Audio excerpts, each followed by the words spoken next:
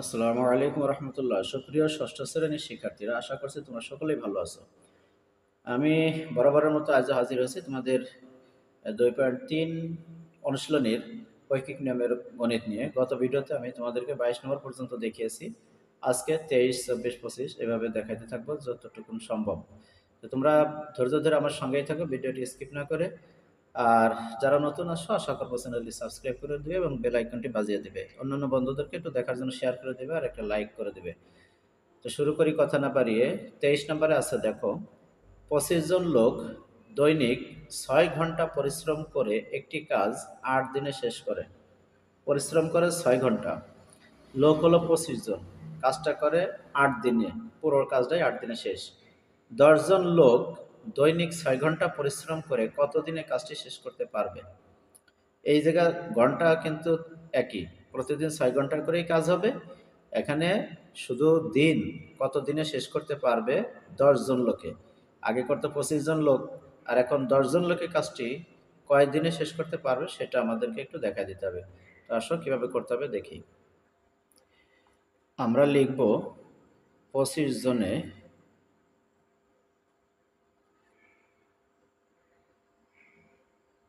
কাজটি শেষ করে 8 দিনে। 8 দিনে। অতএব একজনে কাজটি শেষ করতে অবশ্যই বেশি দিন লাগবে। 25 জনের যদি 8 দিন লাগে, আর একজনের অবশ্যই বেশি দিন লাগবে, তাহলে কত হবে? 8 গুণ 25 দিন। 8 গুণ 25 দিন। অতএব 10 জন, এই 10 জনে কাজটি শেষ করতে পারবে, একটু কমে যাবে, তার মানে ভাগ করে দিতে হবে 10 দিন। তাহলে আমরা এখানে কি করব? ভাগ করে দিতে পারবো। এভাবে কাটাকাটি করবো। 5 দুগুণে 10, 5 পাঁচা 25, আর এই 2 দিয়ে যদি 8 রে কাটে 4 হয়, 4 দুগুণে 8, তাহলে 4 আর এই 5 গুণ করলে 20 দিন, 4 পাঁচা 20 দিন। এই হলো আমাদের অ্যান্সার এটার। অতএব উত্তর 20 দিন। এবার আমরা 24 নম্বরের সমাধান দেখব।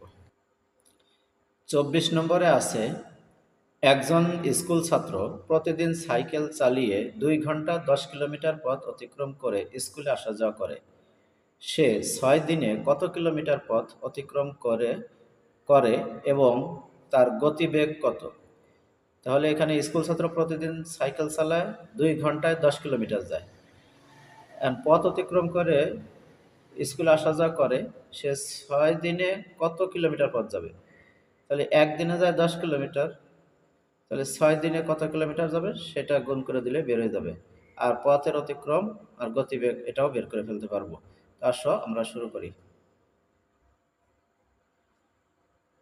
ছাত্রটি, এখানে লিখব, ছাত্রটি একদিনে যায় 10 কিলোমিটার পথ। 10 কিলোমিটার।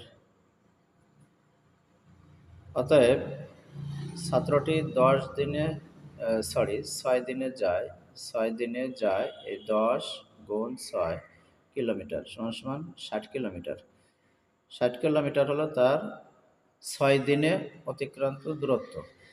তো এখন বলা হয়েছে গতিবেগ কত। এখন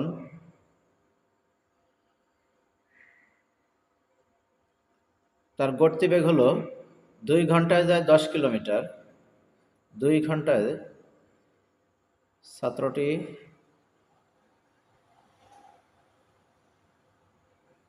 2 ঘন্টায় যায় 10 কিলোমিটার। অতএব ছাত্রটি 1 ঘন্টায় যায়, এই 10 ভাগ হলো 2 কিলোমিটার সমান সমান কত হবে? 5 কিলোমিটার। এই 5 কিলোমিটার। অতএব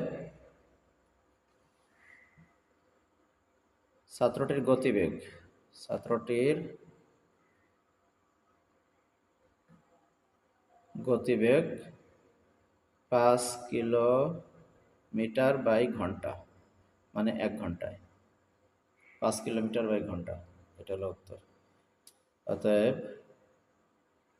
উত্তর লিখবো আমরা এভাবে যে মোট যায় 60 কিলোমিটার, মোট যায় 60 কিলোমিটার, 60 কিলোমিটার, গতিবেগ 5 কিলোমিটার, 5 কিলোমিটার বাই ঘন্টা। এটা বোঝা যাচ্ছে 1 ঘন্টায় যায়। তো এটা ছিল আমাদের 25-এর উত্তর। এবার আমরা 26-এ দেখব।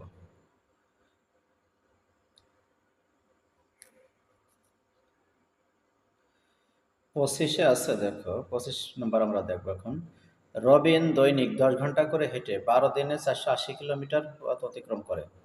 12 দিনে 480 কিলোমিটার পথ যায়। দৈনিক 9 ঘন্টা করে হেঁটে কত দিনে সে 60 কিলোমিটার অতিক্রম করতে পারবে? বলা হয়েছে দৈনিক 10 ঘন্টা করে 12 দিনে যেতে পারে হলো 480 কিলোমিটার। আর দৈনিক যদি 9 ঘন্টা করে হাঁটে তাহলে কত দিন লাগবে তার 360 কিলোমিটার পথ যেতে? এটা আমাদের বের করতে হবে। আসো, 10 ঘন্টা করে হেঁটে 480 কিলোমিটার যায় 12 দিনে, আর 1 ঘন্টা করে হেঁটে এই 480 কিলোমিটার যেতে তার লাগবে হলো 12 গুণ 10 দিন।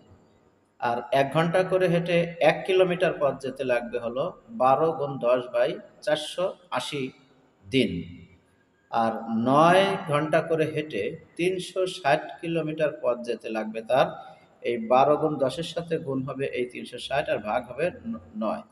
তাহলে 480-র সাথে গুণ হলো 9 আর উপরে 12 গুণ 10 গুণ 360। এখন এটাকে আমরা কাটাকাটি করলে কি হয়? এই 9 দিয়ে যদি 36-রে কাটি তাহলে 4 নং 36 হয়, আর এই শূন্যরে উঠে দিলাম, তাহলে 9 দিয়ে 360-রে কাটলে হয় 40। আর এখানে এই 0 0 কেটে দিলাম, 0 0 কেটে গেল, এইখানে থাকলো হলো 48। এই 12 দিয়ে 48-কে কাটলে হয় 4, 12 দিয়ে 48-কে কাটলে হয় 4, আর এই 4 দিয়ে যদি আমি 40-কে কাটি তাহলে হয় 10। তাহলে এই 10 হলো আমাদের উত্তর। অতএব উত্তর 10 দিনে। আশা করছি তোমরা বুঝতে পারছো।